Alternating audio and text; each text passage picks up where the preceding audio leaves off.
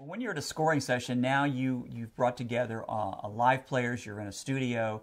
As soon as you get there, the clock is ticking, and you're on the set. You're on a live scoring stage, and it's costing money.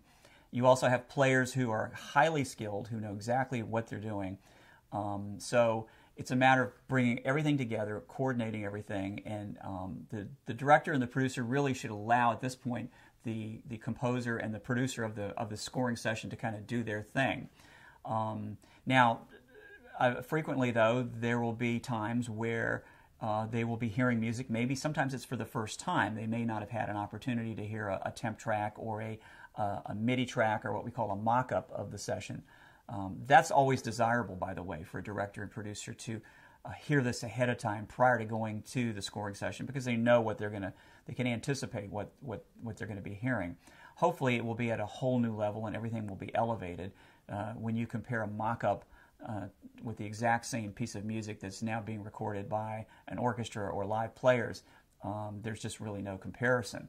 So it's important for the composer to run it. Now, like I said, sometimes the director will have comments. Frequently the score will be conducted to picture, and things, again, we're all creative people, things may pop up that, like, oh, well, now that we see this, gee, I wonder if they could have done this. So it's maybe appropriate on a break or whatever to pull the composer over and say, how can we, I really like the intensity of this, but I don't feel like there's enough I don't know, happiness or sadness or whatever going on, and how can we fix that? And a good composer, pretty much on the fly, can make some very quick changes in a session typically.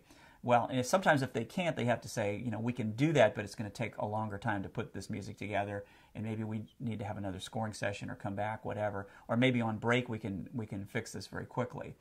So it's the natural give and take that happens, and it's quite normal, I think, for the director to want to be involved, but also the director needs to realize that it's taken a lot of time to prepare this music, and all the music's sitting on the stands, and all the players are there, and they know what their job is, and they're there to create the music. So let that happen. What you don't want to do is kind of get in the middle of a session where it sort of interrupts the flow and creates some tension as well. So it's common sense. It's how everybody interacts and moves forward.